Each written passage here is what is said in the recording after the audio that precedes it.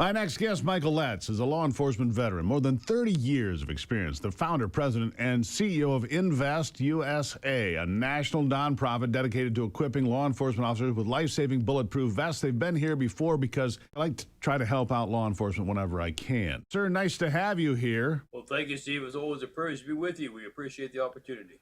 Yes, because most law enforcement officers don't have the proper vest if they have one at all. So that is a problem on the streets of a country where violence is too prevalent, wouldn't you say? And especially in some of the areas, violence has gone down in D.C. by 40%. Residents' initiatives gone down across the country, roughly from 18 to 22%. But unfortunately, in New York City, it's gone up.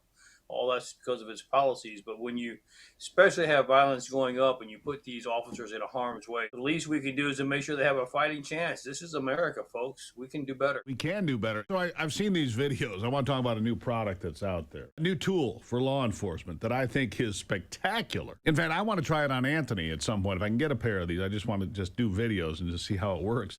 ICE is spending $20 million on electric shock gloves. If you haven't seen the videos, you basically grab somebody's arm, I don't know how it turns on, but it turns on.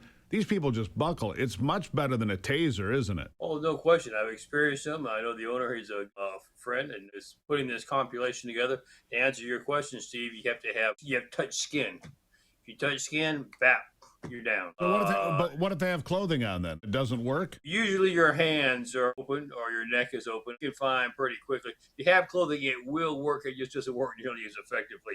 What you see me smiling at is, trust me, if I grab your hand and it's skin, about a nanosecond and you're on the ground. Videos are quite telling. So ICE is going to spend $20 million on electric shock gloves. I can't wait till the people protest this, but honestly, it's non-lethal. It's humane. Sure. It gets people out of a dangerous situation because you're not going to have weapons flying around, so on and so forth. You can get somebody into custody. Even if they're not arrested, they're detained. You can sort things out with a suspect, if you will, that's in handcuffs, right? It takes you down for about 3 or 4 minutes. Gives me plenty of time to get the situation under control before you even can start actually moving around and start actually trying to resist. By then, you're already cuffed and you're already taken into place. What you see me smiling about, Steve, is those protesters better be careful how close we get, because I think the one biggest factor is going to be remembering that I'm wearing the glove. And if you come approaching me and rushing me, and when we're trying to defend a line and I forget I'm wearing the glove and I reach out my hand to stop you, you're going to go down. 3 to 4 minutes, you said you're incapacitated. And look, you're a big dude, so am I. So it takes big guys down, same as little ones, apparently. Sure does. It blocks your nervous system so that your nerves are not firing. And so you just collapse. And it's very easy to go ahead and cuff you at that point, get you in a position so you're not harming yourself, you're not harming others. Go on ahead and check to make sure you're not armed, you don't have any weapons on you. That's the majority of the issue of restraining an assailant. So once that's done and you can't resist, it's pretty much under control, Steve. Yeah, let me ask you this. All right, so it's a single glove, incapacitates people 3-4 minutes. But can a law enforcement officer, whether they're ICE or in New York City, wherever they might be, can they use their other tools, flashlights, smartphones, whatever, while the glove is on their hand? Yes, they can. They sure can. Because you remember, it only fires off, it only works with it. It has to feel the warmth, it has to feel the flesh, it has to feel skin. What if you touch yourself? Probably not a good idea. I'm just user error. If you're in a tussle and you come across and touch yourself, then you're incapacitated. So training is going to be necessary then, correct? Training is going to be necessary, that's correct. You have to you look at it the same way, Steve, as if when you draw your weapon, you realize I'm engaged. When you put the glove on, you're going to have to take the same attitude. That hand, you're engaged, and is to make sure that you're safe from that point on and the public is safe. Well, congratulations to your friend, because $20 million sale to ICE is, well, his company, its stock value just went way up, didn't it? Sure did. What you see me smiling at is I've had people all across the country say, can you get me one? I'm not so sure that it would work in the best light on the general public, because then you'd have spouses grabbing each other during an argument. Probably not the best thing to see. Bad idea.